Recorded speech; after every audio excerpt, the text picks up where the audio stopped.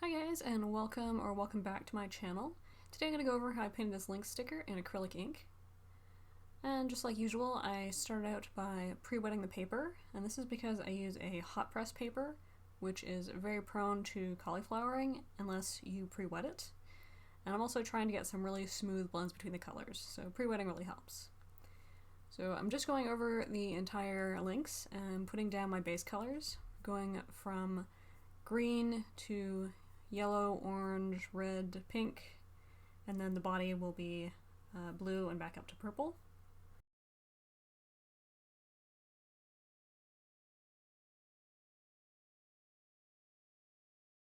And I broke this into sections, so first I did just the face, and then the body with the front two paws, and then the lower body and the tail are separate sections as well. It's really important when you're doing watercolor to make sure that the previous section has completely dried before adding color to the new section, or else you're going to get the new color flowing into the old color and creating a cauliflower effect.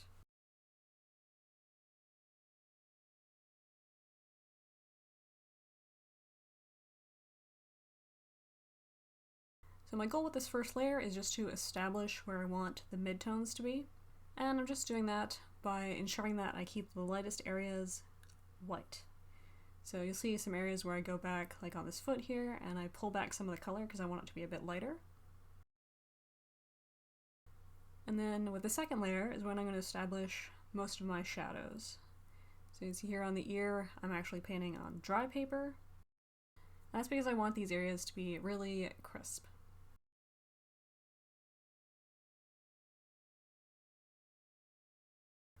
Once the face is painted, I'm using some negative painting here to go around the neck to really define the shape of the cat's jaw, and also to bring out these arms. And the negative painting is where you apply color around the edges of an area to define that area. So you can see I'm just adding a shadow under the chin here, and that's going to help push that chin forward. Once that's dry, I'm going back in and pre-wetting this area, and then I'm adding some pink here to the paws. I want to bring out that little brush. It just has clean water, and I'm just using that to soften the edges of the color here. So the paw just dried a little bit quicker than I wanted it to, so I'm using that brush to help smoothen out those areas.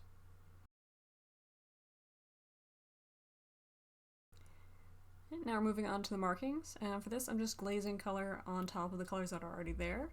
So I'm using this teal color, and I'm going directly over top of the green and yellow of the ears. And that's going to slightly change the color of the teal to make it a little bit more harmonious.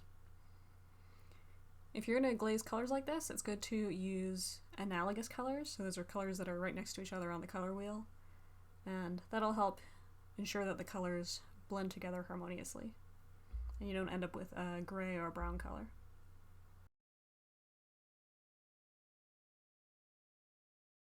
I'm also using the markings down here on the cheeks to add a little bit more contrast and a little bit more shape to the Lynx's cheeks. And I'm just painting these on dry paper. Don't want these areas to blend out. And coming in here and adding some color to the lower lip. And I start out with a pink color, but pretty soon I go through with a purple, because I found the pink was just a little bit too light.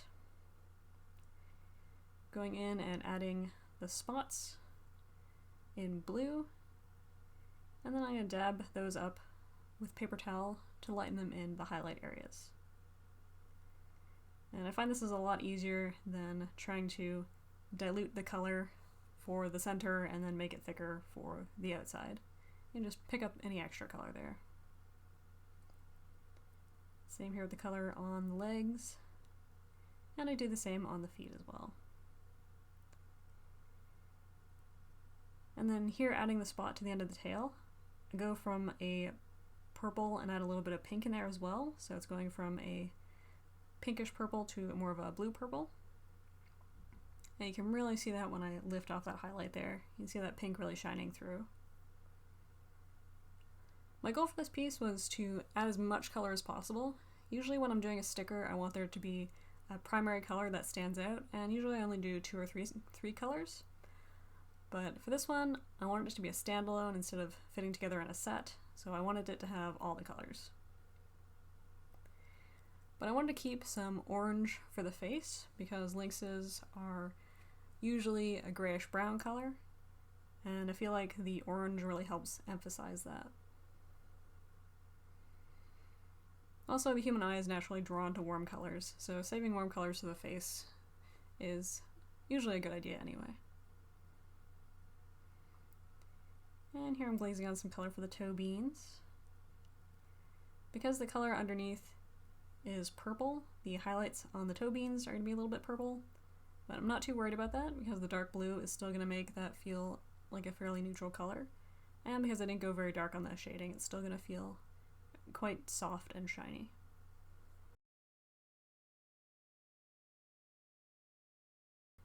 And finally I'm coming in here to the eyes, and I pre-wet these, and then I'm using a cool blue to go around the outside to add in the shadows.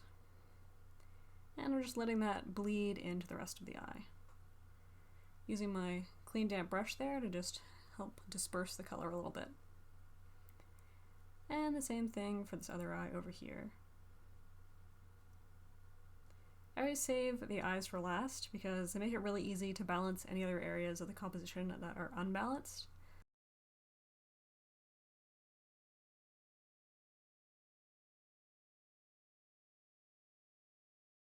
And then once that's dry, I'm just going over again with a layer of the same color blue and adding that on dry paper to create a bit of shadow here.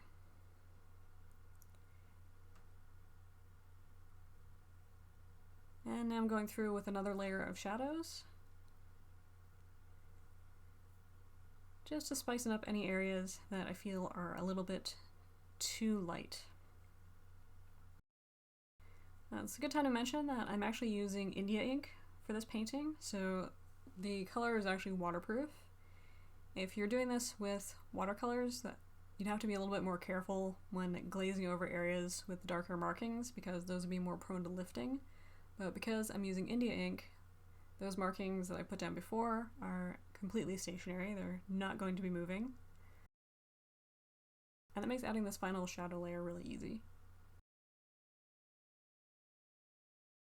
Of course, the downside, as you can see with this bit of mouth here, when I'm trying to soften up that extra shadow, is that it's not softening very well. As soon as the color is applied and has begun to dry, it's going to stain that paper, and it's going to be virtually impossible to lift. Whereas with watercolor, you could soak water on it, and even if it's a staining pigment, you're going to be able to soften the edges. For this final layer, I'm working mostly wet on dry, and then I'm coming back with a damp brush with water and softening off the edges.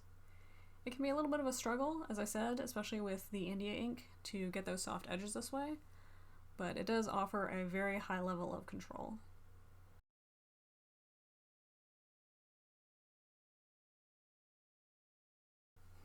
I had a bit of a challenge around the belly, where I wanted the belly to appear to be wider than the surrounding areas, but it's also in shadow because of those two paws that are casting shadows on the belly. So I tried to show a very obvious cast shadow here, while keeping the middle part of the belly lighter. I'm not sure how successful it is, but I think it turned out okay in the end. For this layer, I tried not to blend quite as much as I normally do, just to add a little bit of interest by having a few sharper edges. And I feel like you can see that especially in the feet. I'm also trying to keep in mind that the Lynx is a mid-tone color, which is something that I really struggle with. It's really easy to create high contrast animals, so animals that are really light or really dark, or especially those with really strong markings, but mid-tone animals are just really a challenge for me for some reason. And here, going back to add the pupils, this is the only time in the painting when I've actually used black, and oftentimes I'll just use a dark color for the pupils, so using a purple, for example, usually ends up quite dark, or I'll mix some complementary colors to make my own black, but I think that this is actually a neutral tint watercolor. And then coming up here to darken the nose. And adding the eyelid and tear duct around the eyes, just these little finishing touches that help polish the piece. And I felt like the head felt a little bit flat, so I'm coming in here again with more color. And again, it's really easy to glaze the colors because of the waterproof nature of the India ink. And finally coming here to do some line work. I'm using artist gouache here for the line work. And I use artist gouache because it's extremely forgiving. So because it's water soluble, if I make a mistake, I can easily lift it up. I can also mix it with my watercolors to create the exact same hue as what I've painted on the paper.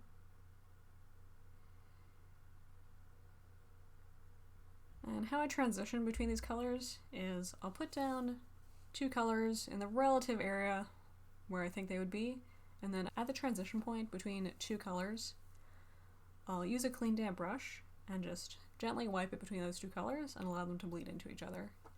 And that usually creates a nice smooth gradient between the colors. If we're using ink or an acrylic gouache or something else that was waterproof, I'd have a much harder time getting those transitions to look smooth.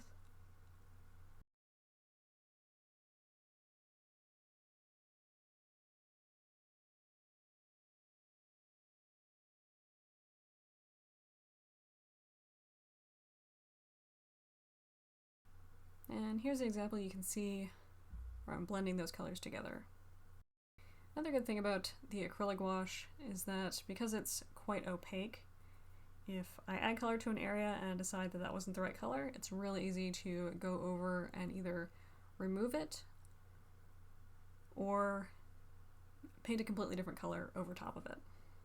My favorite part of doing the line art is these little bits, like the cheeks and the eyebrows. I just find it really fun to add those little details. I think they really add a lot to the character.